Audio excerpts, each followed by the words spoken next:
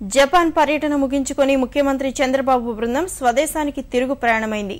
చివరి రోజు జపాన్లోని టోక్యోలో కొమొమురా సంస్థ ప్రతినిధులతో ముఖ్యమంత్రి చంద్రబాబు నాయుడు భేటీ అయ్యారు. విపత్తులు సంభవించినప్పుడు రాత్రివేళ రక్షణ చర్యల నిర్వహణలో కొమొమురా సంస్థకు అనుభవం ఉంది. ఆంధ్రప్రదేశ్లో యూనిట్ ఏర్పాటు చేసుకుని ఇక్కడి నుంచి లెన్సెస్, కెమెరాలను ప్రపంచవ్యాప్తంగా ఎగుమతులు చేయాలని కొమొమురా లక్ష్యంగా పెట్టుకుంది. ఆంధ్రప్రదేశ్ వనరులను సద్వినియోగం చేసుకోవాలని సీఎం వారికి ఆహ్వానం పలికారు.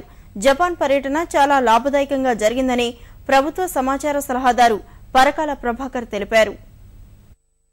జపాన్ ప్రధానమంత్రి చాలా స్పష్టంగా మీ రాజధాని నిర్మాణానికి మేము పూర్తి సహకారం సాంకేతిక పరంగాను ఆర్థిక పరంగాను చేస్తాము అనేటువంటి మాట ఇచ్చారు.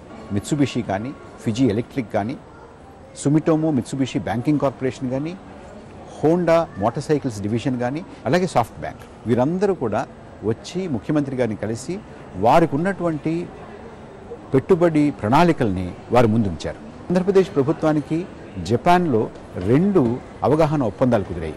ఒకటి ముజిహో బ్యాంక్ తోటి, ఎన్ఈసి నేషనల్ ఎలక్ట్రానిక్స్ కార్పొరేషన్ తిరుపతిని ఒక సేఫ్ సిటీగా తీర్చిదిద్దడానికి చాలా స్పష్టమైనటువంటి అవగాహన ఒప్పందాన్ని మనతో కుదుర్చుకున్నారు. ఇది చాలా దిగ్విజయంగా జరిగినటువంటి పర్యటన.